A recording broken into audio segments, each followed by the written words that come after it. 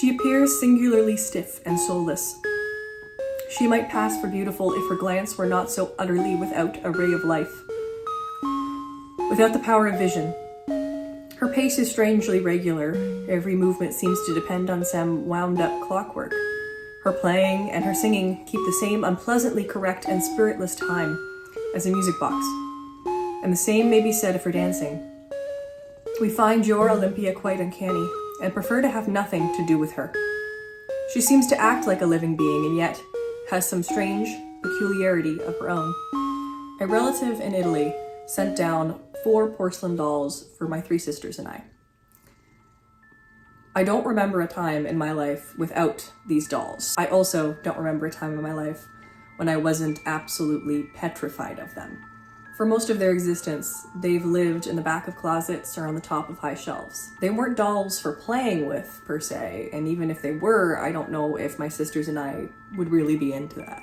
I had baby dolls as well, and even those dolls I didn't like being in my bedroom while I slept, but they had a certain lovability to them in the daylight that the porcelain dolls just didn't quite have. Now, as a 26-year-old, I've somehow inherited 2 of these dolls. I'm not sure which one of my sisters is missing her doll. None of them have come looking. I also can't possibly get rid of these dolls. I feel less a sentimental connection with them, more than I feel responsible for them. And between you and me, I'm pretty sure if I threw them out, they would come back on my doorstep the next day, vengeful. They're not listening. When I look at these dolls now, I can understand what made them different from my other dolls, from my Groovy Girls or from my Barbies. They were too realistic. And this realism made them uncanny. I can understand why a little Elena would feel discomfort having these dolls around. And little Elena might not have had the language to explain why, but big Elena does. Big Elena? Older Elena. Big Elena. This video will discuss the psychology and influence of the uncanny in horror as a literary and visual medium. The camera keeps focusing on Simon, and I can't get him to move. In 1970, Japanese robotics professor Masahiro Mori put a name to a phenomenon he noticed with his work in humanoid robots. Mori noticed that when a robot is made to look human, it reaches a point where it becomes unsettling. The imperfections and/or perfections of the humanoid robot create a discomfort in a human onlooker. He called this phenomenon Bukimi no Tani, which translates to the Uncanny Valley. The concept of the uncanny, however, pre-exists Mori's work with robots. In the 1906 essay on the psychology of the uncanny, psychologist Ernst Jentsch, a man afraid of vowels, defined the uncanny as it pertains to our uncertainty about what should be certain. Simply put, when something that should be familiar is obscured, even just slightly, our minds cannot comprehend it, and it creates a dissonant feeling within us. Well, thank you for checking on me, even though you're the problem. Among all the psychical uncertainties that can become a cause for the uncanny feeling to arise, there is one in particular that is able to develop a fairly regular, powerful, and general effect. Namely, doubt as to whether an apparently living being really is animate, and conversely, doubt as to whether a lifeless object may not in fact be animate. And more precisely, when this doubt only makes itself felt obscurely in one's consciousness, the mood lasts until one of these doubts are resolved, and then usually makes way for another kind of feeling. Jentsch elegantly described how the uncanny plays into our perception. Something that should be dead is alive, and something that should be alive is dead. Here, dead not meaning deceased, but meaning animate or inanimate. Doubt in our perception is a key element of the uncanny. The resolution of this doubt results in, as Jentsch puts it, another kind of feeling, generally relief or fear. This concept is interesting because despite Maury's graphs and attempts at defining the uncanny, it's hard to find an exact line where something falls from affability into the uncanny. There's no distinct mathematical percentage of human-like where a 1% surplus causes doubt. When trying to define the line, it's hard to not fall into the I know it when I see it definition often given for things like pornography. Sigmund Freud, a man whose affiliation with vowels is not as important as his affiliation with his mother, broadened Jentsch's idea of the uncanny in his own 1919 essay entitled The Uncanny. Here, Freud agrees with Jentsch's correlation between the uncanny and one's uncertainty, but Freud adds his own little spin on it, as he is wont to do. He talks about how perceiving the uncanny is akin to having been robbed of one's eyes. According to Freud, the true catalyst to the uncanny is an anxiety of loss. I will say at once that both courses lead to the same result. The uncanny is that class of terrifying which leads back to something long known to us, once very familiar. This seems to be the cornerstone that holds up the structure of the uncanny. The disruption of something once familiar. Both Jentsch and Freud refer to 1816's Der Sandman by E.T.A. Hoffman as reference for uncanniness in fiction. The character of Olympia shares an uncanny resemblance to a doll or a puppet. And what is a puppet but a human made unfamiliar? What is a corpse but a body unfamiliar? Well, we can ask a guy who loves writing about both corpses and puppets. Girls, give me a hand. Thomas Ligotti is an American author best known for his short story collections and his philosophical essay collection entitled The Conspiracy Against the Human Race. He cites authors like H.P. Lovecraft as inspirations for his work, and it's very clear when you read any of his fiction. Now, to properly examine Ligotti under the microscope of the uncanny, I would say it's probably necessary to understand the conspiracy against the human race. The conspiracy is that we were brought into this world with the knowledge of our own existence, and that this knowledge is a cruelty unmatched in its severity. It's a tragedy born of consciousness. We know that nothing is nothing, and we know that something is something. In the case of existence, suffering is inevitable. In the case of non-existence, suffering is not inevitable. To be or not to be. To be is to suffer the slings and arrows. Not to be is the absence of suffering. It is to sleep.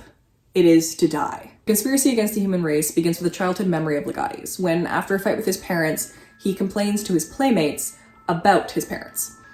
His playmates then deride him for putting down his progenitors, and they say he should be grateful, since without them, he wouldn't exist.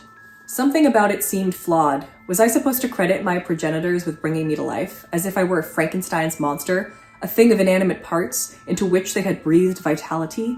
Had I been only a configuration of dead matter in another dimension prior to the success of their efforts to usher me into this realm of the living? This spurs him to ask the question, would it have been better to have never been born? Ligotti, essay by essay, goes through other nihilistic and antinatalist philosophers. He talks about their common theme of life as suffering. That life itself, as Ligotti describes it, is malignantly useless. Malignant in that it is inherently painful, and useless in that it has no measurable purpose. Throughout these essays, Ligotti consistently likens humans' lack of agency over our biological impulses to that of puppets being controlled by strings. Once you begin to feel you are making a go of it on your own, that you are making moves and thinking thoughts which seem to have originated within you, it is not possible for you to believe you are anything but your own master. As effigies of ourselves, puppets are not equal partners with us in the world. They are actors in a world of their own, one that exists inside of ours and reflects back upon it. What do we see in that reflection? Only what we want to see? What we can stand to see? Through the prophylactic of self-deception, we keep hidden what we do not want to let into our heads, as if it will betray to ourselves a secret too terrible to know. Our lives abound with baffling questions that some attempt to answer, and the rest of us let pass. Naked apes or incarnate angels we may believe ourselves to be, but not human puppets. When Ligotti compares humans to puppets, he's applying the uncanny to a personal philosophy. He even names the uncanny specifically in the Conspiracy Against the Human Race. There's a whole section called The Uncanny.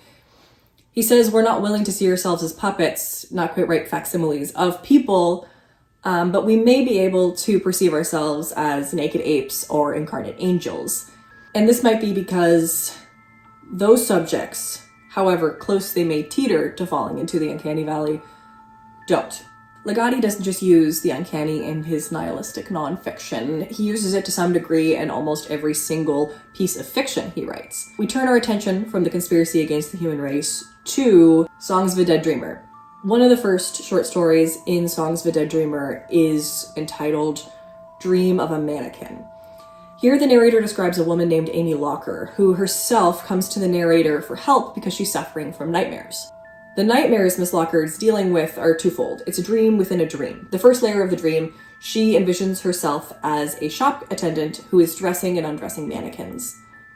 Their unclothed bodies repel her touch because, as Miss Locker explained, they are neither warm nor cold, as only artificial bodies can be. The attendant returns to her home and falls into a dream within the dream, wherein she feels this creeping dread like she's being watched. A statuesque entity begins to approach her, and her body then starts to stiffen.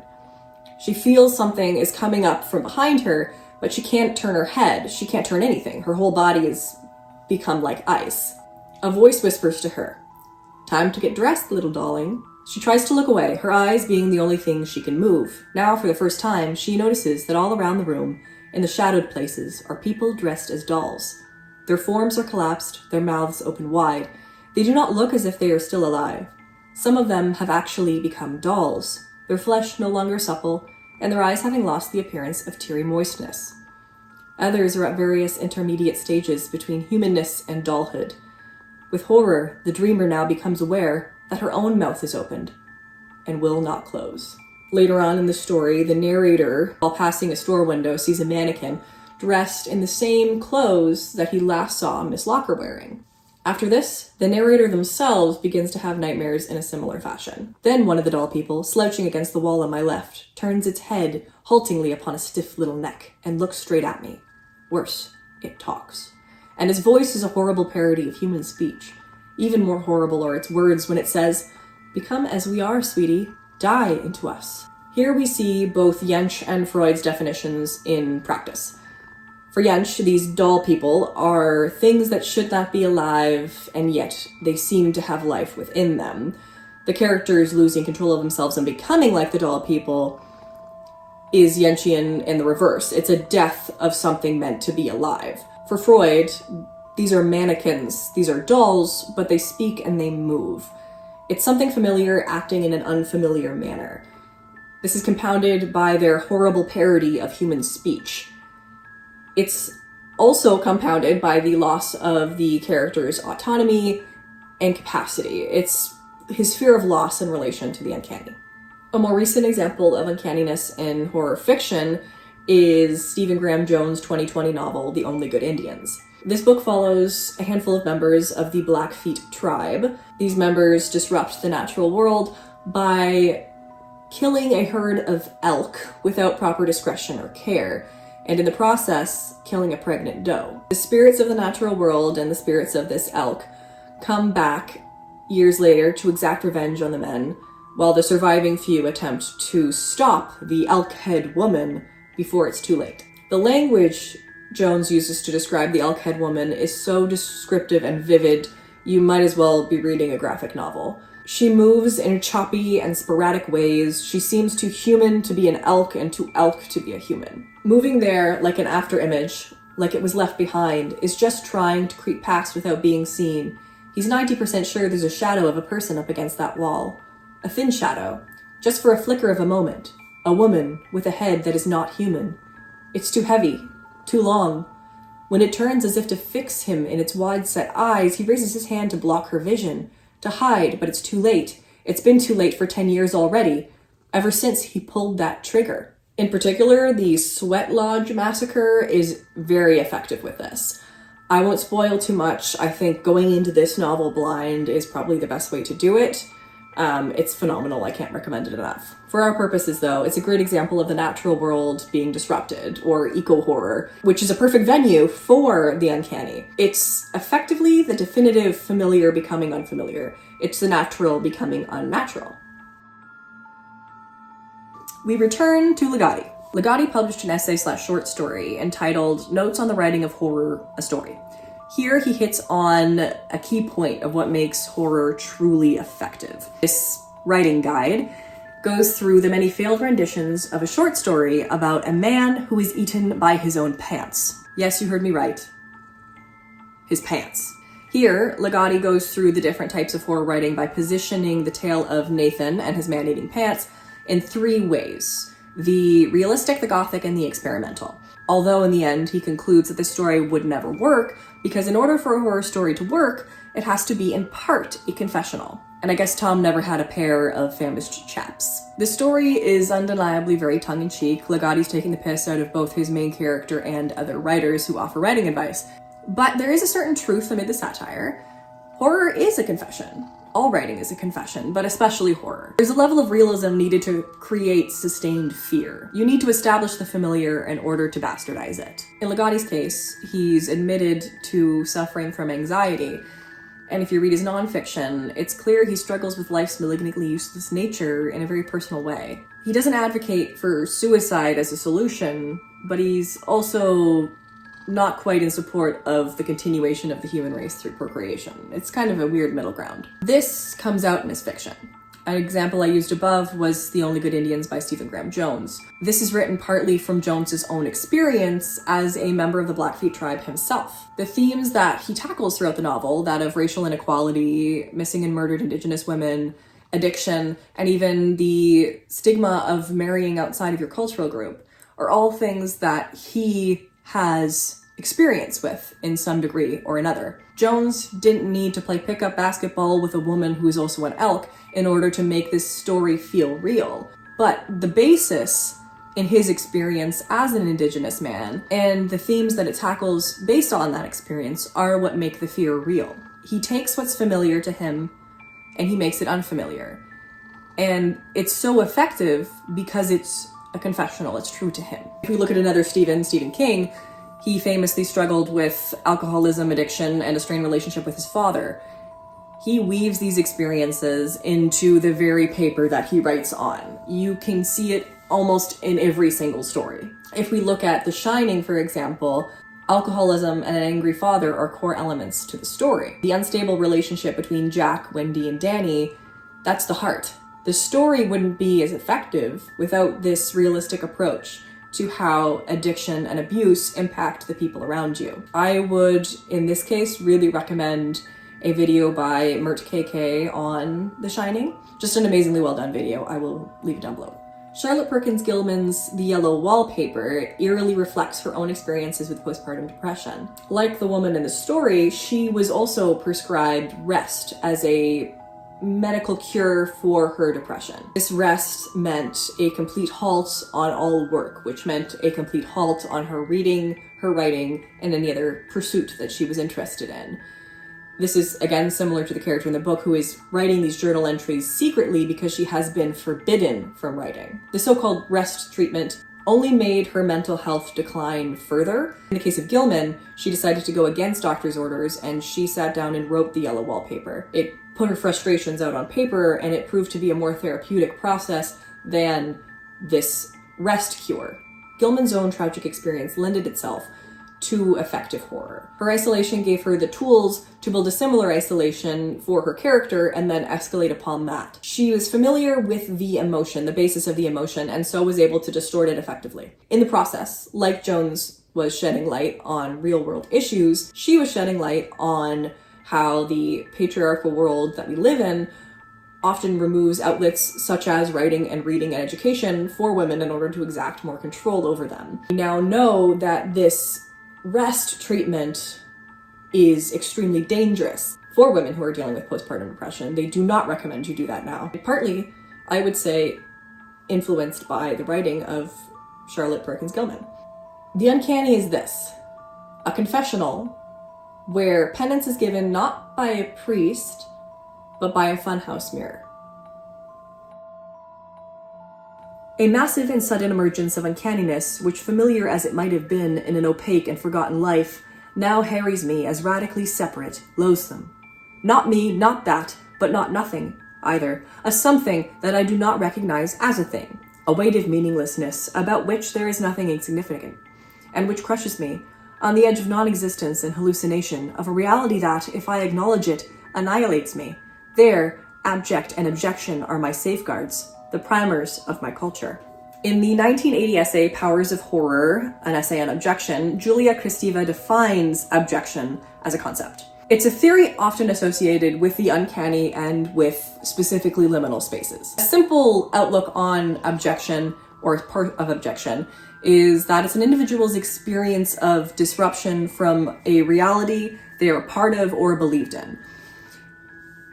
It's a disruption of who, what, or where created by stepping outside of a pre-existing order and soiling it, whether purposefully or not. That's a lot of gobbledygook, and there's a lot more to it. We won't get too into the weeds, but we will talk about how this relates to liminal spaces. Liminal spaces are similar to abjection in the uncanny because a liminal space is an in-between what is certain and what is uncertain. It is a space between reality and non-existence. In horror, we see examples of liminal spaces all over the place. The first thing that comes to my mind, if we're talking literary liminal spaces, is The Langoliers by Stephen King. The Langoliers follows a group of travelers who find themselves trapped between the past and the present. The story largely takes place in an empty airport. That's a familiar location for a lot of people, but it's distorted through King's use of the space. The emptiness of the airport, a location that's normally associated with busyness, is in itself uncanny. To be trapped in an airport is to be trapped in an inherently transient space. You're lingering where you would normally move on. The characters in the story need to escape this space in order to avoid being eaten by time itself in the form of cute little Pac-Man guys. A current cultural phenomenon, and one that's very close to my heart, is the Backrooms. It's a web series by Kane Parsons, and it's a piece of media that's inspired video games and a movie that's coming out soon, which I'm very excited about. The Backrooms itself is based on this creepypasta, which is based on a photograph of an empty office space. The space itself is not inherently scary, but it does produce an uncanny feeling in a similar way to the airport in The Langoliers. Like the airport in The Langoliers, this backroom is reminiscent of a place many of us have inhabited before. It's familiar. But it's also like the airport in that it's empty, and that emptiness is unfamiliar. I'd say that the Backrooms is a very literal interpretation of liminal space, whereas King's Airport is a place trapped in between time. The Backrooms is a place trapped in between places. Even the name, the Backroom, suggests a threshold. It's like a vestibule or a hallway. It's a location of indifferent familiarity. Something so universally unremarkable we can't help but notice even the slightest abstraction from it. This is a little side tangent. I believe uncanny horror is so effective because it's undefinable. It's this undefinability where we accidentally create uncanny things almost just as much as we purposefully do, and sometimes to a greater effect.